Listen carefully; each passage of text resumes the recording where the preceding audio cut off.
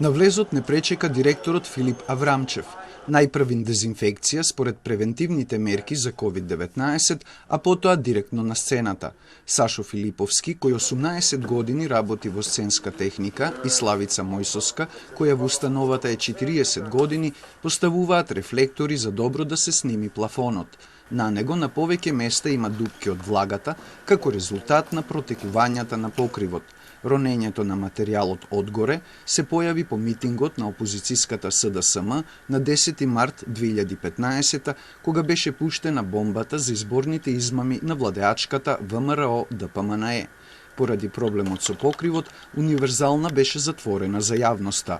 Кога е обилен дожд, дождот паѓа, водата паѓа по куполата и застанува на рабовите. И каде што има некои дупки, тука по рабовите навлегува надоле и протекува, капе на плутата која што е околу салата поставена ради акустика, ради фамозната акустика која што универзална сала има. И тоа е, да кажеме, најголемиот проблем. За 53 години, колку што е објектот, повремените крпења на покривот не помогнале.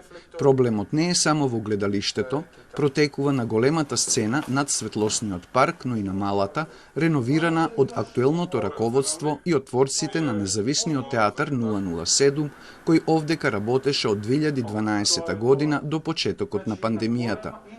Влагата што се појавила, затворила дел од гардеробите веќе 15 години, а и запуштеноста на тоалетите е видлива. Аврамчев нагласува дека за 2 години, колку што раководи со универзална, не се случил инцидент од безбедносен карактер, зашто програмата ја реализираат на други локации, но вели потребна е промена и на старата електрична инсталација и на седиштата во салата. Од нив 100 до 200 се неупотребливи. Нова техника за организирање настани, но и климатизација зашто преку зима е студено, а преку лето пеколно под рефлекторите, бараат вработените. Многу топло, а исто така климатизацијата исто така не е средена уште од поставувањето на универзална сала. Иднината на дотреениот символ на солидарноста на постземјотресно Скопје, за кого многу генерации врзуваат спомени за значајни концерти, представи и фестивали, од Златно Славејче до Скопскиот Джез Фест, е на јавна дебата деновиве. Од град Скопје најавија 3 опции кои се разгледуваат и можен референдум, а од раководството на универзална бараат таа да се реновира за потребите на домашните уметници.